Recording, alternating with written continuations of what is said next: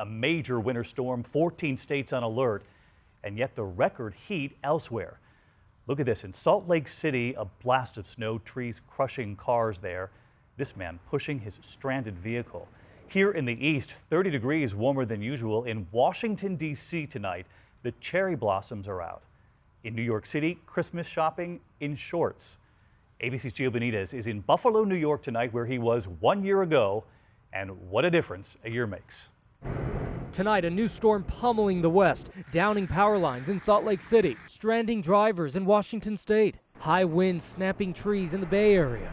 She literally saw this tree just come down and then she just heard it smash. All this after a wild weekend of extreme weather in the Heartland. A Kansas whiteout blinding drivers. And in Texas, 4 confirmed tornadoes. You can see from the air the path of destruction. At least 50 homes damaged. And it sounded like the roof had lifted off the house. Straight line winds doing damage too. Our Candace Gibson on the scene.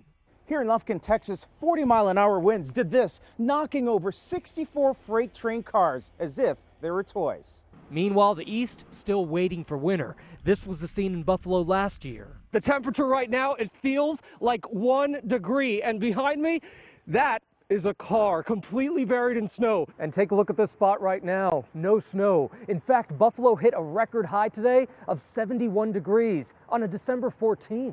Since the month began, more than 1,000 high-temperature records tied or broken across the country. And tonight here at this ice rink, hundreds of people were expected on their skates. But just take a look. It looks more like a swimming pool. No skating here, David.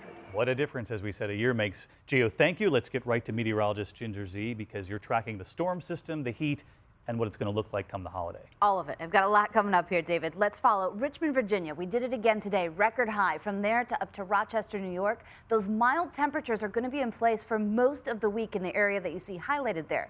Then the jet stream relaxes into a somewhat more normal position. We could become seasonably chilly by the weekend. We're talking 10 to even 30 degrees colder.